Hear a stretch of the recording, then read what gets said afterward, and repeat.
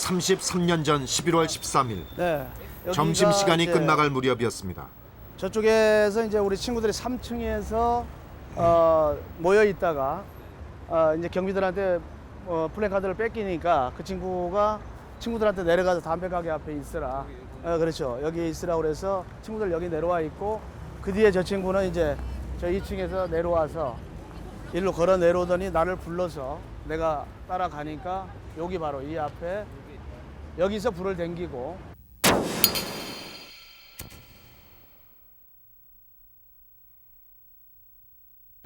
바로 뛰어나와서 여기에 이 가운데 이 현장에 이제 나왔어요. 그러니까 뭐 불이 솟아버렸죠. 예, 예. 그래서 쓰러졌죠.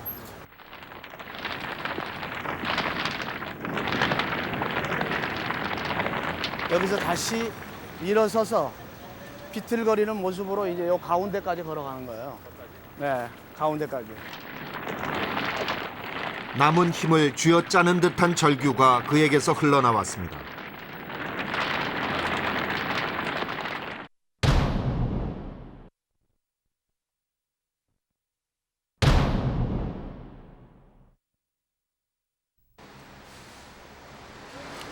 (1970년 11월 13일) 오후 2시 전태일은 여기서 쓰러졌습니다.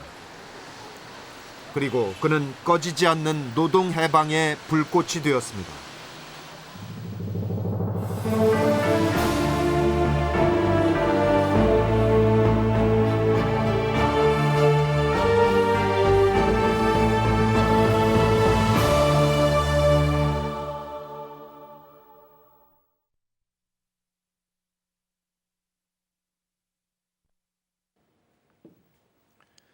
전태일.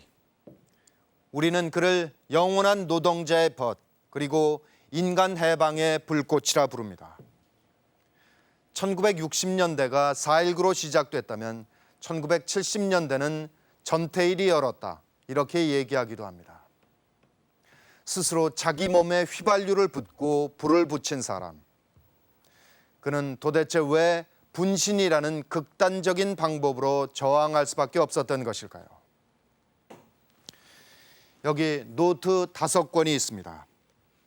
1966년부터 1970년까지 청계천 평화시장에서 일하던 시절 그가 직접 쓴 일기입니다. 평화시장 재단사 전태일. 23 젊은 나이에 분신할 수밖에 없었던 이유. 그가 생생하게 증언합니다.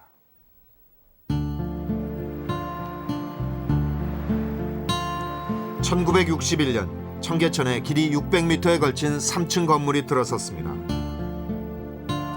군복을 검게 물들이는 일로 생계를 이어가던 청계천 일대 가난한 사람들의 판자촌을 밀어내고 들어선 평화시장.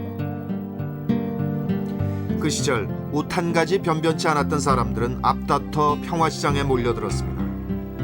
70년엔 전국 기성복 시장의 70%가 평화시장 제품이었습니다.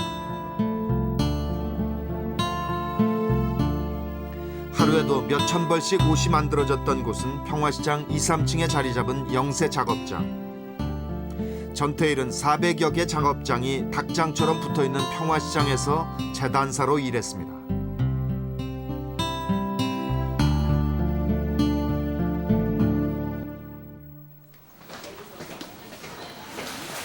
이젠 건물 전체가 판매점으로 바뀐 평화시장. 김영문 씨가 전태일을 만난 건 68년 평화시장 2층에서였습니다. 너가 이제 그때 그 전태일이가 한미사가 네, 한미사가 네, 여기 좀 그 공장이었죠. 지금 이제 구조가 좀 완전히- 바뀌어가지고 예. 좀 얕죠. 지금 현재는. 여기는 다 공장이 있었단 말이에요. 그렇죠. 지금은 다 가게. 그렇죠. 가게인데. 지금 가게로 바뀌었는데 그때는 그리고 이제 여기 다락방이 이렇게 있었습니다. 그렇죠. 이제 중간에 그 가락을 내면서 위에도 이제 미싱이 올라가 있었고 밑에도 미싱이 올라가 있고 이렇게 구조가 돼 이렇게 있어요. 천장이 낮은데 다락. 그것은 높이 3m 정도의 공간을 반으로 잘라서 2층으로 올린 것을 말합니다. 평화시장의 열악한 노동 환경은 이 다락으로 상징됩니다.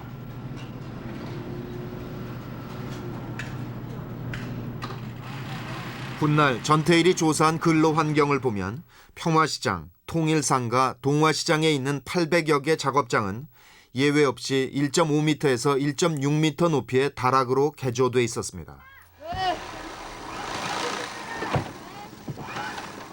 사방은 벽으로 둘러싸여 햇빛은 들어오지 않고 원단에선 먼지와 포르말린 냄새가 자욱히 뿜어져 나왔지만 어디에도 환풍 시설은 없었습니다.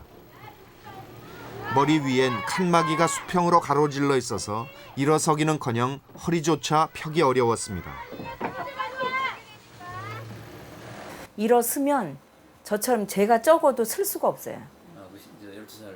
그럼요. 그래서 이렇게 숙이고 있어야 되고요. 쓰면. 평화시장에서 미싱사로 30년 동안 일한 신순애 씨는 그 후유증으로 지금도 허리를 펼 수가 없습니다. 그 힘든 걸로 얘기하면 저녁에 잠자다가 뭐 쥐가 두세 번 나는 건 보통이고요. 쥐가 나. 그럼요. 하루 종일 그러니까 지금 이런 상태로 일을 하는 게 아니고요. 그 왜 사각개짝 있지 아시죠? 옛날에 그 왜 나무로 이렇게 된 거. 거기에다 베니아판 하나 놓고 이렇게 뭐 헝겊 놓고 다리미질 하는 거예요. 쭉 그러니까 무릎 꿇꾸리고. 그러니까 그렇게 그것도 일일 14시간에서 16시간 했으니까 그게 혈액순환이 될 리가 없죠. 근데도 참을 수밖에 없었죠, 환경이.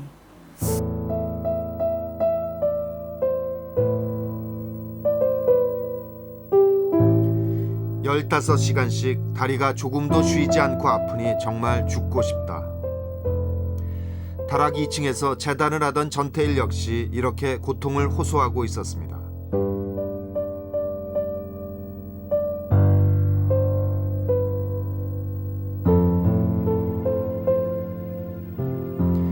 그러나 전태일이 진정으로 안타까워한 건 자신의 고통이 아니었습니다. 1만 명 평화시장 노동자 중에서 4천 명에 달하던 견습공, 일명 시다라 불리던 아이들이었습니다.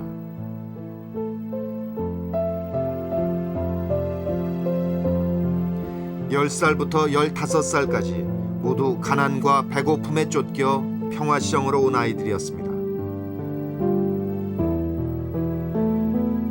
그 아이들은 아침 8시부터 밤 11시까지 무거운 원단을 나르고 수십 번씩 사다리를 오르내리며 심부름을 했습니다.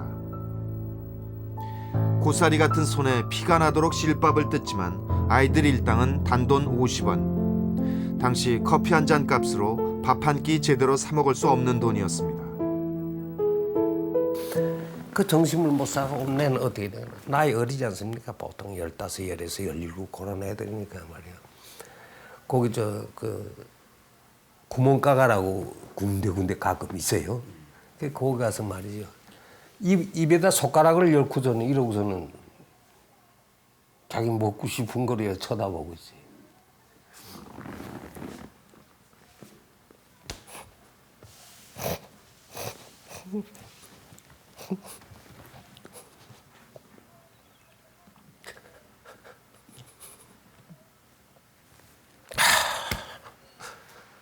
그래서 제 호주머니 용돈이 붙어있을 시간이 없어요. 재봉틀을 돌리던 여공들 대부분도 채 20살이 되지 않은 소녀들이었습니다.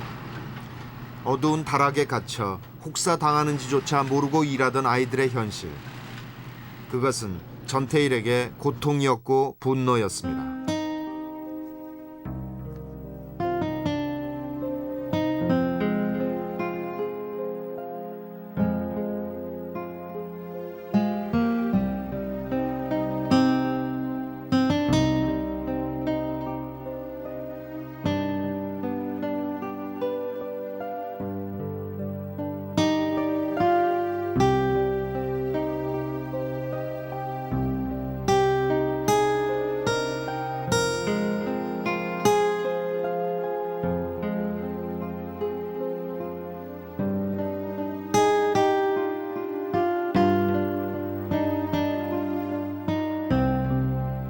전태일이 이러한 평화시장의 현실을 본 건 정작 그 자신도 보호받아야 할 나이인 17살 때였습니다.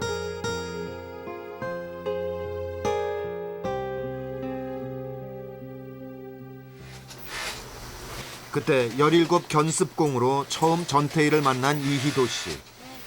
쉰을 훌쩍 넘긴 나이가 됐지만 그때 견습공들의 모습을 생생하게 기억하고 있습니다. 뭐 한 3살, 4살 어린 것들 이제 오면요. 견승고 시골서 와가지고 진짜 이 와가지고 말귀도 못 알아듣지 하면 얼마나 그냥 안 그러면 막 소리 지르고 오해들은 또 막 소리 막 지르지. 그러니까 참 안타까운 마음이 들었죠. 그것은 말할 수 없죠. 그러나 생존 경쟁에 내몰리긴 마찬가지였던 그에게 주변을 돌아볼 마음의 여유란 허락되지 않는 것이었습니다. 이 친구가 남을 좀 베풀 줄 알아. 이 친구가. 예.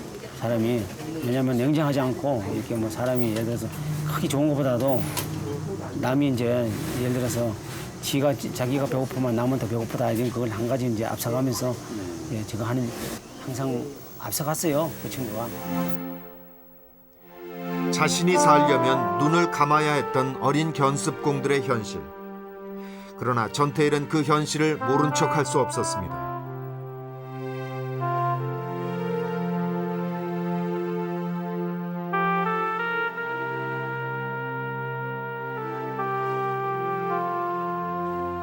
그 당시 평화시장에서는 이 정도의 공간에 대여섯 명이 모여 일을 했습니다.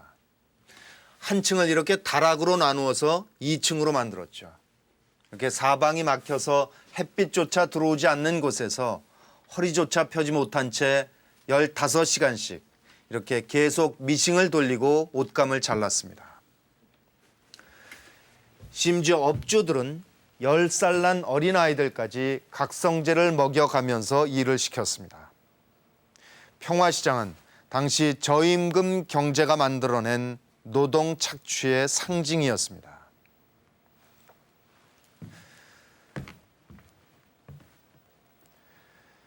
전태일 역시 재단사로서 손바닥이 갈라져서 피가 나도록 칼질과 다림질을 했습니다. 스스로도 얘기했듯이 밑바닥 인생 그 자체였습니다.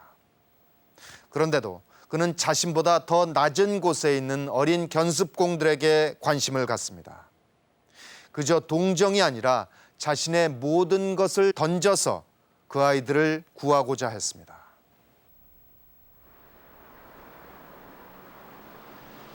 서울 도봉구 쌍문동. 아유, 안녕하세요. 아유, 안녕하십니까. 예.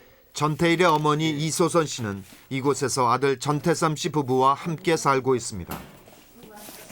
건강 좋으세요? 이제 금방 육아에서 와가지고 기분 예. 봤었어. 육아협에서만 오셨어요? 지난 33년 동안 이곳을 떠나지 못한 어머니. 여기 왔지. 예. 이곳은 그날 아침 마지막 길을 떠난 아들과 함께 살던 그 집터입니다. 이건 20주기 때 찍은 거다. 내 마음 한구석에는 우리는 부모놀이를 하지 못했기 때문에 아까운 아들을 잊어버렸다. 그 마음의 죄책감 때문에 말만 하면 내 한구석에서 막 그 상처가 끓는다. 그러니까 처음에 죽었을 때 모든 것이 부모 탓이고 너무 일찍 알았다. 아무것도 모르고 덤벙거려 살았으면 지가 죽기까지 결단을 했겠는가. 없는 사람 사정을 너무 많이 알게 해줬다는 것이 죽을 결단까지 내리지 않았는가. 전태일의 장례식 때가 되어서야 발견된 5권의 노트. 이 노트는 아들이 남긴 유일한 유품입니다. 여기 이제 이 절망은 없다. 절망은 일기 곳곳엔 삶의 번민이 가득합니다. 지금도 어머니는 상처투성이었을 아들의 속내를 정면으로 마주할 자신이 없습니다. 속사정을 속속들이 알기에 불쌍한 사람들을 보면 마음이 언짢아졌다는 전태일.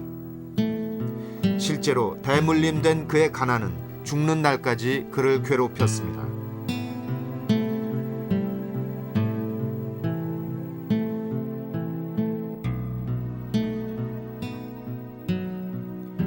1948년 대구에서 나고 자란 전태일은 7살 때 부모님을 따라 무작정 상경길에 오릅니다.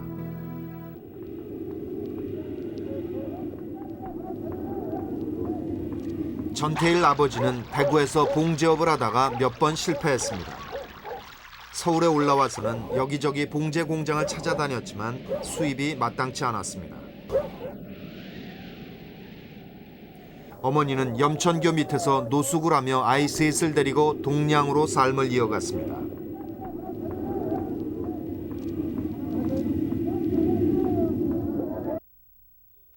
(1960년) 겨우 자리를 잡아가나 했건만 아버지 전상수 씨가 큰 사기를 당하면서 가족은 천막촌으로 쫓겨났습니다.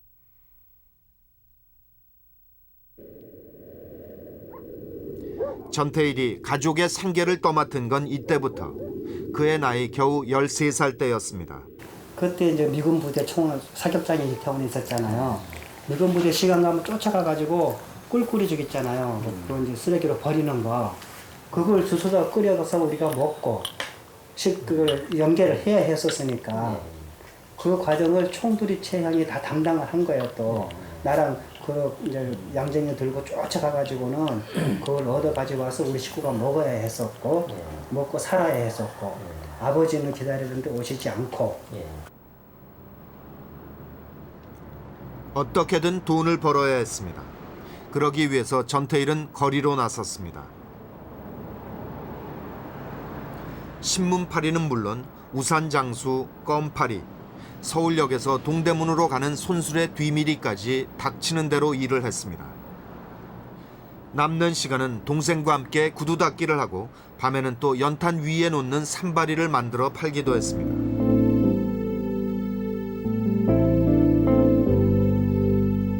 전태일 스스로 밑바닥 인생이라 얘기한 눈물겨운 삶이었습니다.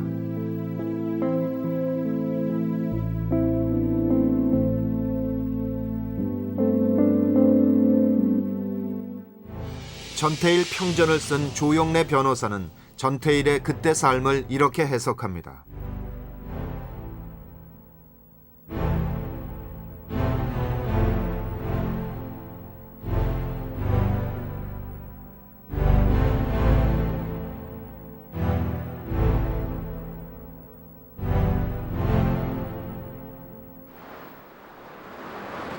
그렇게 떠돌이로 하루하루를 연명하던 전태일은 65년 평화시장에서 견습공을 구한다는 쪽지를 보게 됩니다. 처음엔 안정적인 일자리를 얻은 행운에 감사할 뿐이었습니다. 기회를 준 사장님의 은혜에 보답하고 빨리 기술자가 되어 고생하는 어머니를 편하게 모시리라 다짐도 했습니다. 만약 그가 남들처럼 어린 여공들의 현실을 그냥 외면했다면 실제로 그런 날이 찾아왔을지도 모릅니다.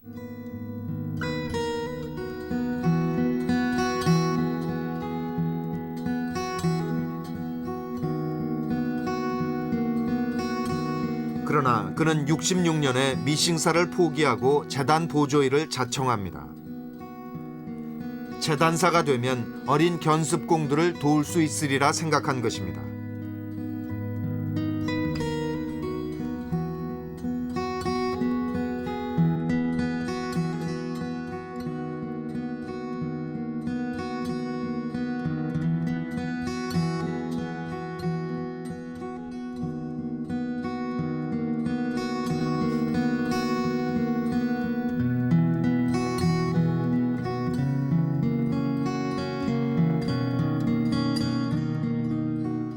야 이놈들아, 거 이틀 밤 생도로 닭병아리들 마냥 빌빌거리지 말고 똑바로 들여. 무슨 일 있어도 내일까지. 하지만 그 한 사람의 노력으로 평화시장 착취의 벽을 넘을 수는 없었습니다. 폐병에 걸려도 치료는커녕 그 자리에서 해고되는 것이 평화시장이었습니다.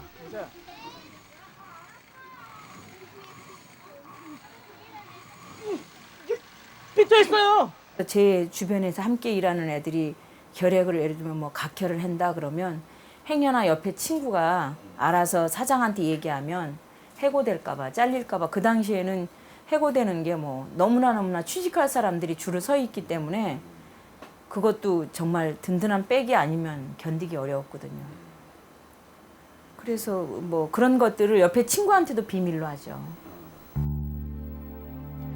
형편없는 환경의 장시간 노동으로 평화시장 노동자 대부분은 여러 질병을 앓고 있었습니다. 그러나 건강 진단은 단 한 번도 이루어지지 않았습니다. 아유, 처음에는 건강진단이라는 게 뭐입니까? 뭐 나중에 모든 것이 이제 어느 정도 올라지고 그다음에 질서가 잡히니까 그다음에 건강 진단을 하고 산재보험 들고 뭐 다 했지요. 글쎄 월급을 받는 게 아니라 월급을 안 받고 그냥 와서 일해주겠다는 사람 투성인데요. 왜? 기술 배우기 위해서.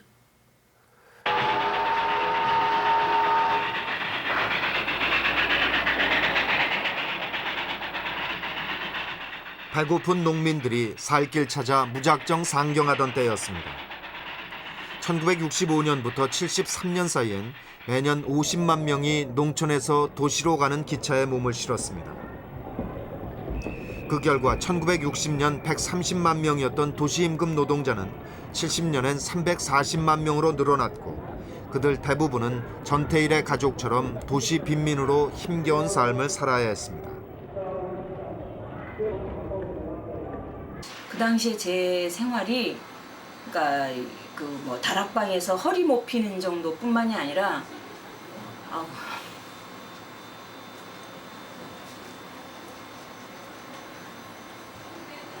집에 가면 다리 펴고 잘 수가 없었어요. 방 하나에 11명이서 잤을 때 정말 그 교도소에도 아마 그 정도는 아니었던 것 같아요. 그러니까 지그재그로 자니까 다리를 펼 수가 없었거든요. 그게 어려우셨다고? 예.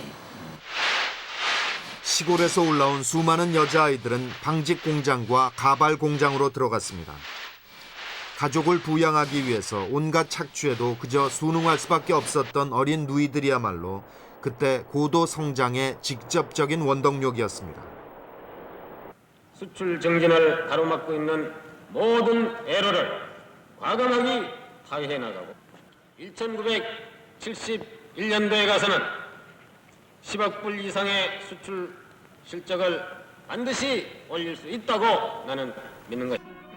오늘아 육대주로 어둠로 가자 60년대 말 수출 입국이란 구호 아래 조국 근대화 작업이 속도를 받기 시작해서 도시엔 하루가 멀다 하고 빌딩이 들어서고 터널이 뚫렸습니다.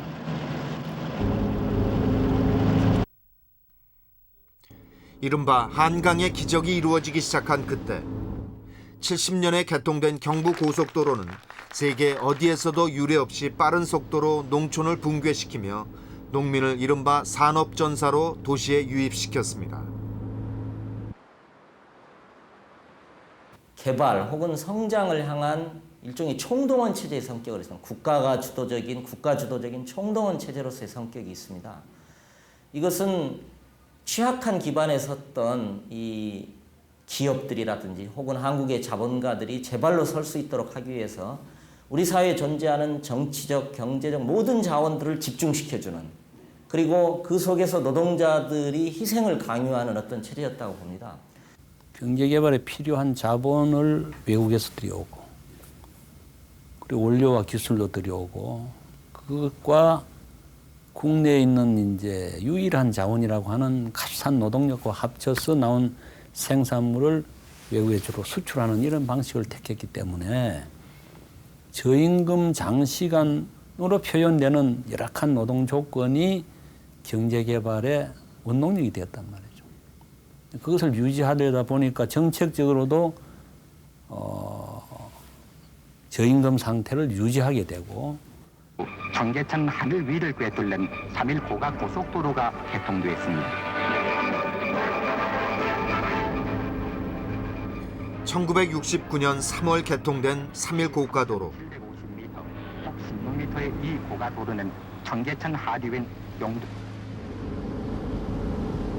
그때 그 도로 밑으로 사라진 청계천처럼 3일 고가 옆 평화시장 노동 현실의 비참함은 성장의 그늘에 가려 있었습니다. 잘 되는 사람은 잘 됐어요. 또 뭐 안 되는, 그러니까 그 당시에 경기라고 하는 거는 망하는 사람이 하나면은 버는 사람은 4-5이 되고 50%는, 그다음에 한 40%는 현상 유지. 그런 비율로 소문이 잘 된 거네요. 그런 된 거죠. 지금에 비하면 잘 된 거지요. 그때 당시에는. 60년대 중반 버스 사업을 하다 망해서 평화시장에서 사업을 시작했던 최용갑 씨. 무일푼으로 시작한 그는 그러나 3년 만에 재기에 성공합니다. 최용갑 씨보다 더 많은 돈을 번 사람도 상당히 많습니다. 그때 제가 그 동대문에서 끝나고 나면 동대문에서 버스를 탔어야 했는데, 그때 그 동대문에 이스턴 호텔 옆에 그 제과점이 있었는데, 그러니까 도시락 하나 먹을 날도 있고 못 먹는 날도 있고, 그래서 엄청 배가 고프잖아요. 거의 쓰러지기 일보 직전인데, 그럼 지나가면 빵 냄새가 그렇게 맛있게 나요. 그래서 그게 먹고 싶어가지고 막 진짜 꿈이 꿀떡꿀떡 넘어갔는데, 그거를 제가 그 회보에다 쓴 적이 있어요. 10년이면 강산도 변한다는데 주제를 써서 내가 그 기술자만 되면 그 빵가게에 있는 빵을 한번 사 먹어버리라 하고 다짐을 했는데, 기술자가 됐는데도 그 빵을 맘대로 못 사 먹겠더라고요. 평화시장 2만 명 노동자들이 받아야 했던 노동의 대가는 고스란히 평화시장 업주들에게 돌아갔습니다. 소득은 결코 공평하게 분배되지 않았습니다. 업주들이 일방적으로 축적한 그 돈은 당시 개발이 한창이던 강남으로 흘러들어갔습니다. 이 강남을 우선 개발해서 사람을 많이 빨리 유치하려면은 그 주택을 많이 짓게 만들려면은 우선 시장을 먼저 짓게 만들어 줘야 되겠다. 그래서 그 도면상으로 그 강남을 개발하면서 시장 어디다 만든다 하는 걸 그 지정을 이제 도면에 해 놨으니까 그것을 2군데를 저희들이 맡았어요.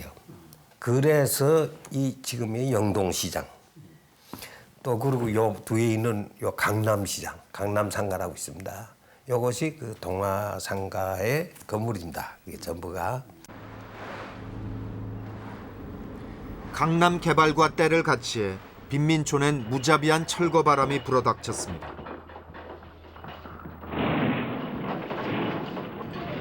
업주들이 강남 개발로 더 많은 부를 쌓아갈 때 일요일도 쉬지 않고 15시간 노동에 시달린 전태일과 어린 여공들은 집에 돌아와 등을 뉘일 공간마저 박탈당했습니다.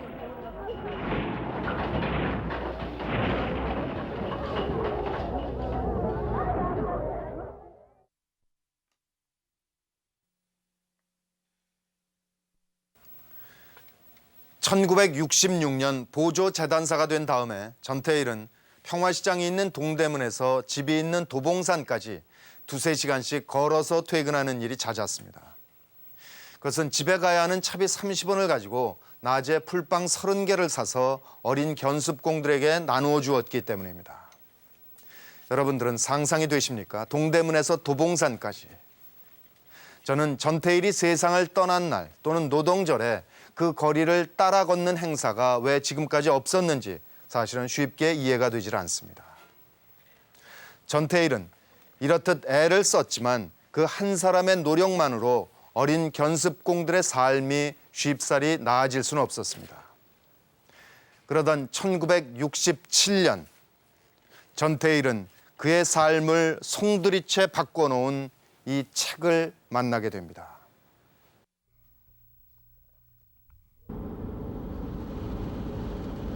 (1970년 10월) 전태일 분신 한 달 전.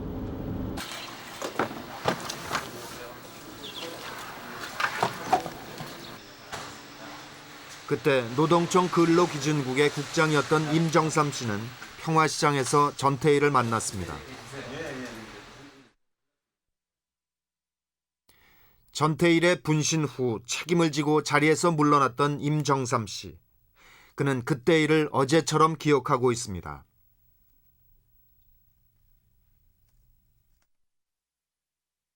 아, 이게 뭐 직원들이 보고하는 큰 그런 대목 아니구나. 그러니까 사람들이 다 순박해요. 그런데 그 중에 한 젊은이가 뭔가 복귀도 아니고 이 왼쪽에 뭐 책을 하나, 상당히 손때가 묻은 책을 하나 들고 이리 왔다 갔다 서성을 했어요. 그때 전태일이 갖고 있던 건 이미 다를 대로 달아버린 근로기준법 해설집이었습니다. 전태일이 근로기준법을 알게 된 건 67년. 그 3년간 한문투성이 법률책과 그야말로 전쟁을 치르면서 공부를 해온 것입니다.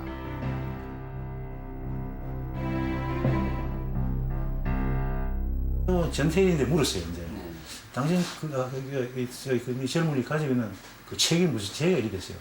그랬더니 상당히 쑥스럽게 아주 그 주제스러운 그런 걸 해서 책을 보여주더라고요. 그 내가만 봐도 그 사람 그 전태일이가 공부를 한 가치가 아니에요. 그 20대가 뭐 그걸 서울 어디 갑니까? 그래서 이게 잘못하면 잘못하면 큰일 난단 말이죠. 그래서 본인이 물었어요. 자네 이거 이룰 수 있나? 네 학교는 어디까지 다녔노? 이랬더니 국내학교도 잘 못 나왔다는 거예요. 그래서 속으로 이게 아니구나 말이야. 이 근로자라는 원래가 밑바닥은 이 무슨 해설 책 하나 잘 못 보면은 그 의식화가 돼 버립니다. 그러니까 전태일군은 딱 그때 순간적으로 느낀 게 얘가 어려운 한문, 어려운 그 표현을 공부해가지고 여기저기 아름아름 그 빼가지고 바로 근로기준법이 딱 그 하나의 의식이 바이블이 돼버렸어요. 표준이 돼버렸어요. 그런데 내 애감에 그 책을 보고 저렇게 환장하고 저 집 가서 물어보고 저것만 들다 보니까 내 애감에 저 책이 정말 보면 불안하고 일을 낼 책 같다. 그 생각이 마음에 오더라고. 근로기준법은 그에게 암울한 현실에 비친 한 줄기 희망 그 자체였습니다. 69년 전태일은 재단사들을 모아서 바보회를 만듭니다.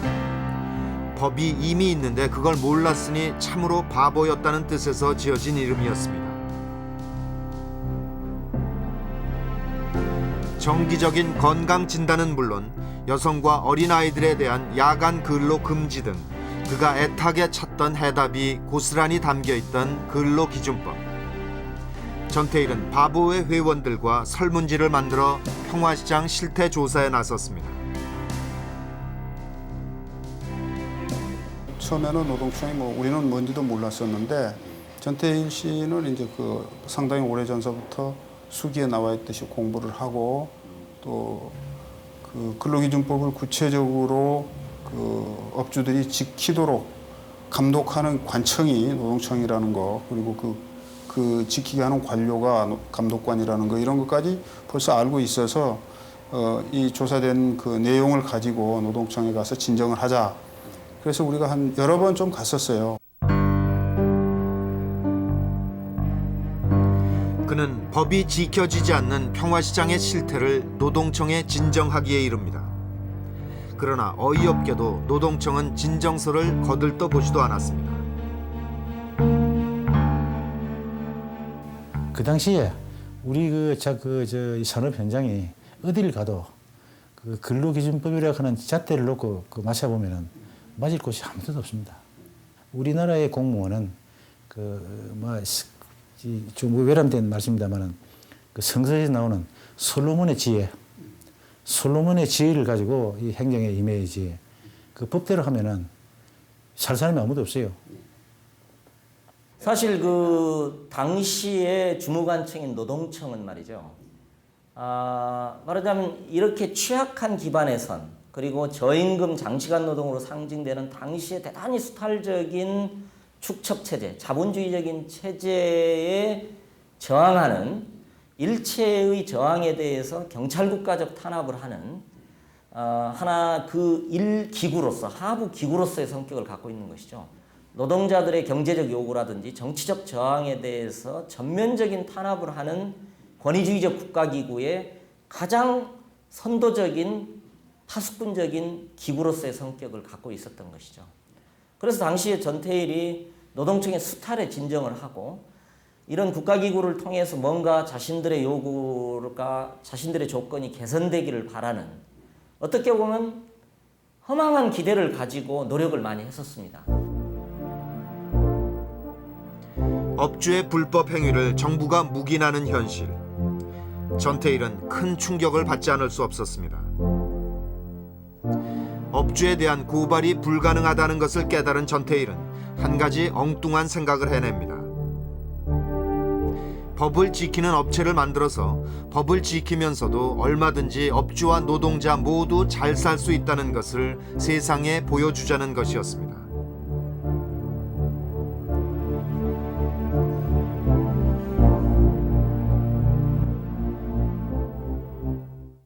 그때 전태일은 바보의 친구들에게 회사 설립 자금 문제에 대한 고민을 털어놓았습니다. 경력 5년차의 재단사가 됐어도 월 2만 3천 원밖에 받지 못했던 그에게 회사 설립에 필요한 자금 3천만 원이 있을 리 만무했기 때문입니다. 그러다 보니까 이제 돈이 없다. 돈이 없는데 돈을 어떻게 구할 수 있을까? 그래서 뭐 눈을 기증한다든가 이런 이야기가 나오고, 왜 나한테는 우리에게는 정말 대학생 친구들이 없나.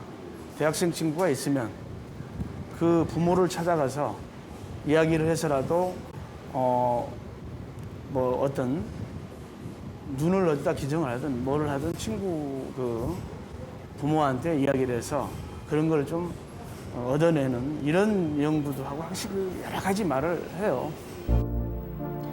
그에게 모범업체 설립은 너무나 절실한 소망이었습니다. 자금을 구할 수만 있다면 한쪽 눈이라도 내놓겠다고 할 정도로 절박했습니다.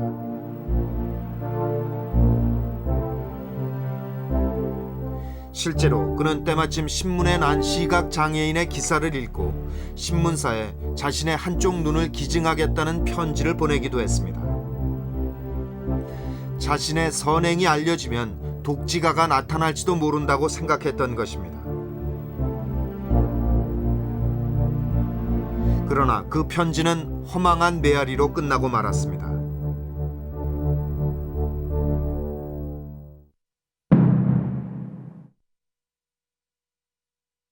전태일 씨가 있으니까 그 사람이 이제 모든 노동조합이 얘기 뭐 이런 거 아니까 이거 내게 피해 나오지 않을까. 그때 당시에는 무슨 오늘 쓰다가 너 그만둬라 하면 그만이에요.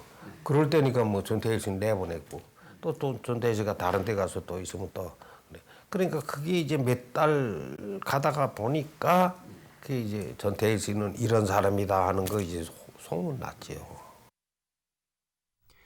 69년 가을 그는 평화시장에서 일자리를 구할 수 없게 됐습니다. 2년 동안 발버둥 쳤건만 결과는 갈 곳 없는 실직자 신세였습니다. 바보의 동료들마저 블랙리스트에 오른 그와 가까이 하기를 두려워했습니다. 그는 절망했고 고독했습니다. 1970년 4월 그는 모든 것을 정리하는 마음으로 삼각산 수도원 공사 현장에서 막노동을 시작합니다. 그리고 8월 그는 그 자신이 말한 완전에 가까운 결단을 내립니다.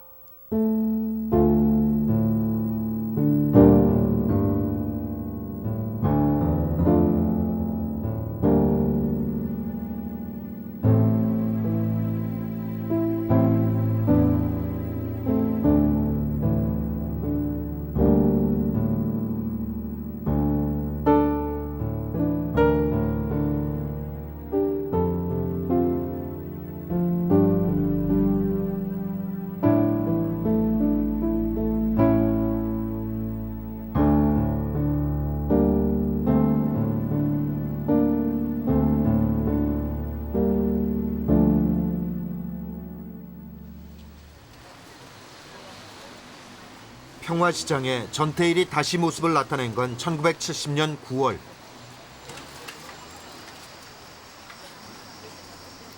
그에겐 이미 죽음을 각오한 투쟁만이 남아있을 뿐이었습니다.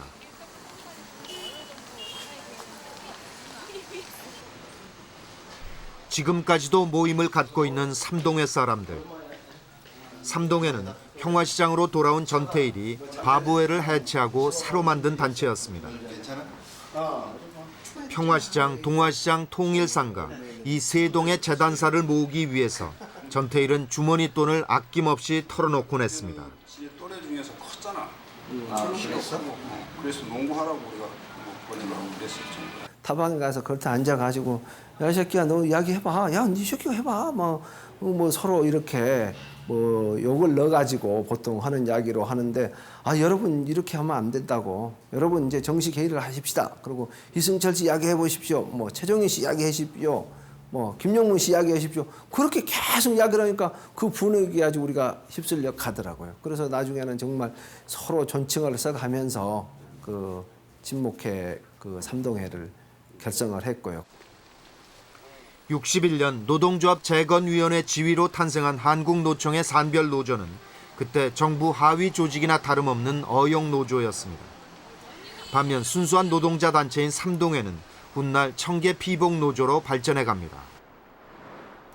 삼동회 회장을 맡은 전태일은 평화시장의 실태를 알리기 위해서 갖은 노력을 다합니다. 노동청장 앞으로 진정서를 넣는 한편 언론사에 고발도 했습니다.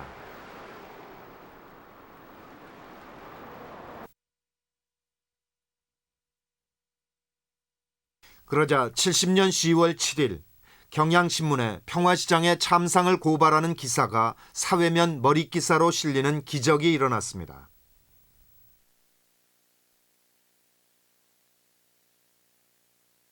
기사화돼서 이제 신문이 나서 우리가 이제 주장한 것이 전부 해결된 걸로 생각을 했어요. 신문이 났기 때문에 그 당시 생각은 이제 다 됐구나 해가지고 신문이 나서 그 신문을 우리가 방송에 가서 대리하고 저하고 가가지고 세 사람인가 가가지고 그걸 돈이 없어가지고 제 시계를 맡겨놓고 신문을 한 몇백 부를 가져와서 시장에다 막 뿌리고 판매도 하고 모금운동하고 이렇게 해서 이제 다 된 걸로 생각을 했습니다. 사실 기사화가 났기 때문에. 10월 8일 신문기사를 본 노동청도 득달같이 달려왔고 전태일과 삼동의 회원들에게 근로환경 개선을 약속하고 나섭니다.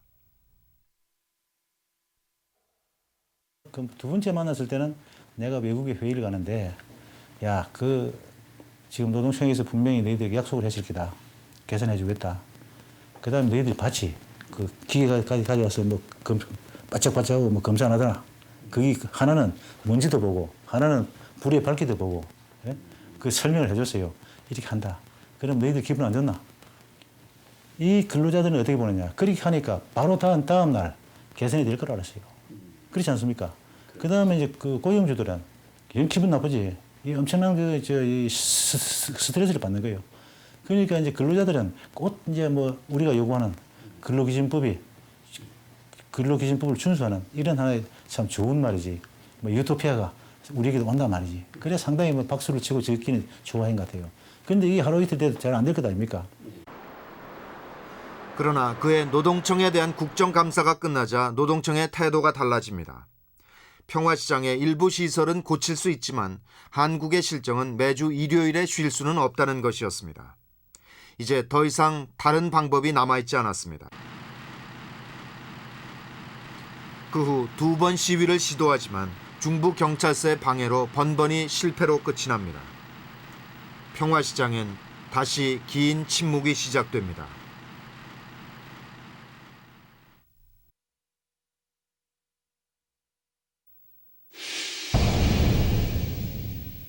근데 네 오늘 어디 간다 옷을 그렇게 차려입고 머리도 깎고 바바리도 입고 이상하다 이런 말도 하고 그러니까 내가 너무 기분이 안 좋다 그러니까 엄마는 내가 무슨 말을 한번 하면 기분이 안 좋다고 그런 생각을 하시지 말라고 그랬지. 아들이 엄마한테 어떻게 하겠는가고 그러면서 아주 말꼬리를 돌리는데 내가 그대로 넘어가는 거예요.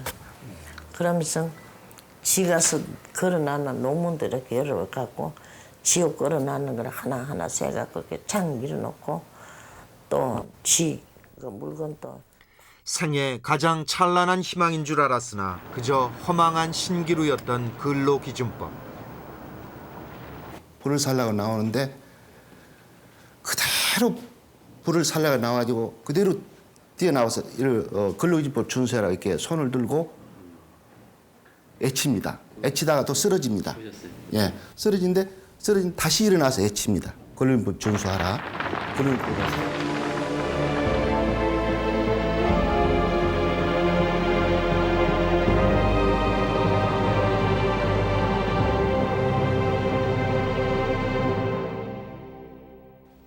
저만치 빛이 보여 힘들게 쫓아가면 신기루였고 또 이번엔 될까 해서 찾아가면 현실은 그의 뺨을 때렸습니다.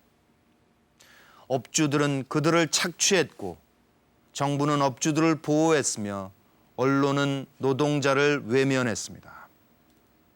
그 스스로를 죽음으로 몰아간 것은 그 외로움과 절망 넘어서 희망을 보이고 싶었기 때문입니다.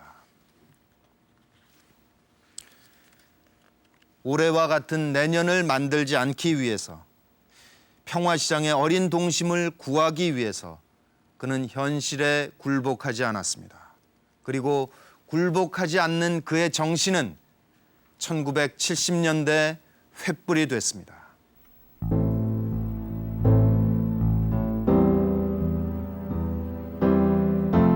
신문 기사마다 실린 전태일의 분신 소식에 가장 충격을 받은 건 대학생들이었습니다. 살아생전 법조문을 가르쳐줄 대학생 친구를 원했다는 소식은 대학생 그리고 지식인층의 양심을 아프게 두드렸습니다.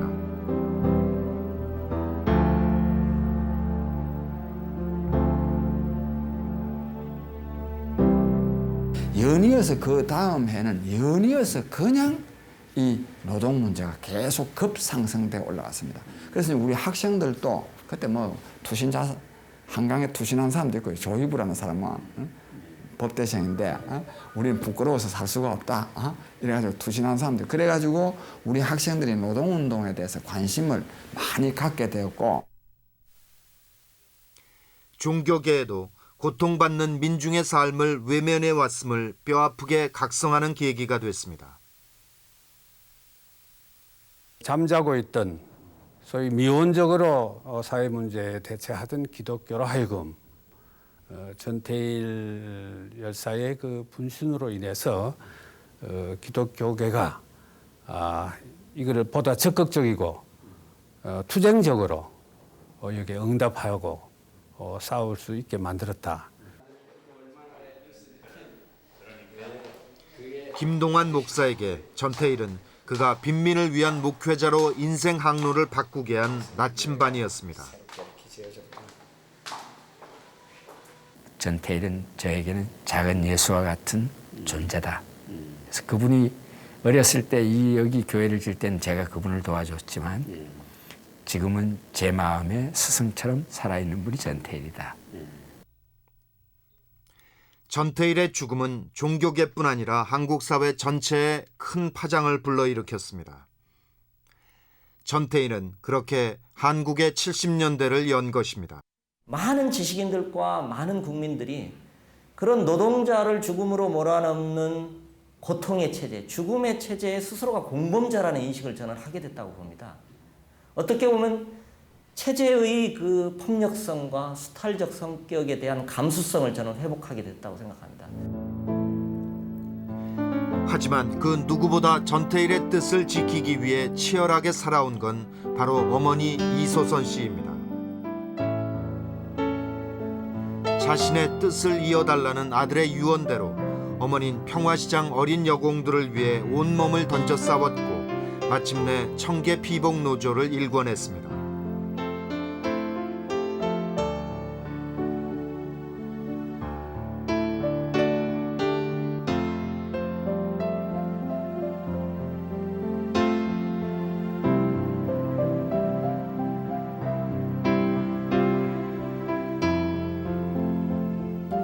민주노조 설립을 위해서라면 전국 어디라도 마다하지 않고 달려가 백골단 구사대에 맞서 싸웠습니다.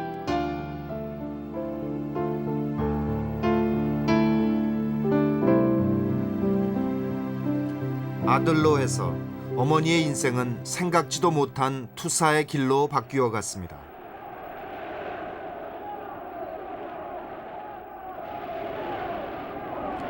노동운동과 민주화운동의 최전선에서 살아온 어머니의 33년 삶.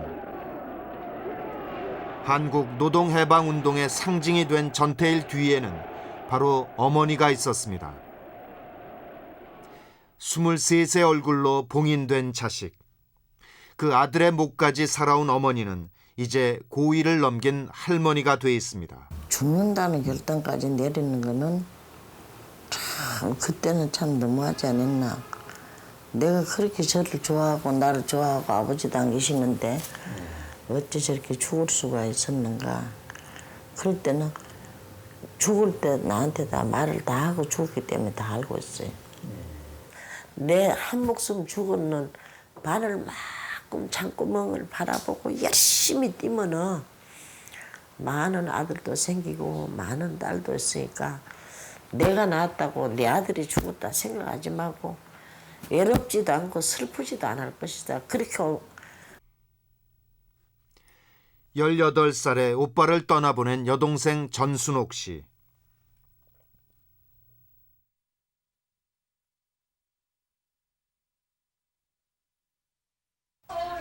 전순옥 씨는 2년 전 영국에서 노동학 박사가 돼서 귀국했습니다.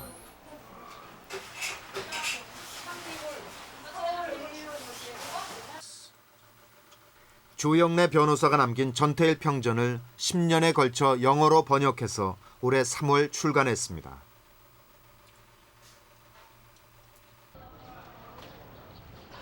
한편 지금도 창신동 일대 열악한 영세 작업장에서 힘들게 일하는 여성들을 위해서 지난 5월엔 참여성 노동복지터를 열었습니다. 저희들이 좀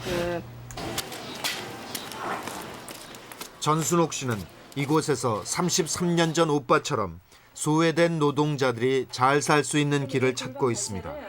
다락방으로 바꿔가지고 70년대 참터는 일단은 그 여성 노동자들은 아니면은 우리 사회에서 가장 그 사각지대나 그 소외당한 사람들의 그러한 어려운 삶이나 아니면 노동 환경 이러한 것들을 좀 같이 고민해보고자 하는 겁니다. 기본적으로는.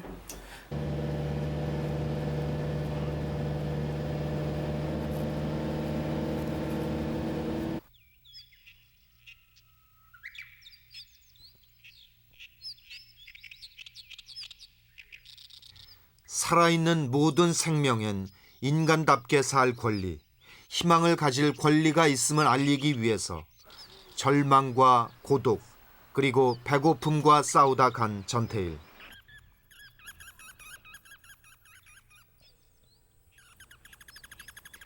죽음을 통해 비로소 그 절망을 뛰어넘은 전태일은 지금 여기 그의 뜻을 이어간 많은 사람들 속에 영원한 불꽃으로 살아 있습니다.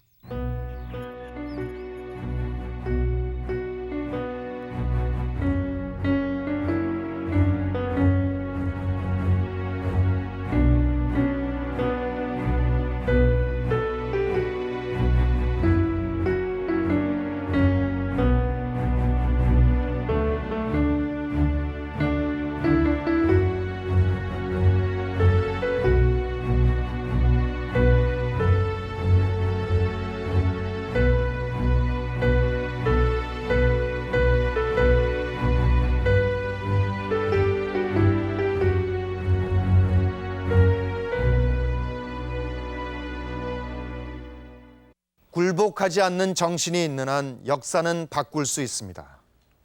전태일이 바로 그런 사람이었습니다.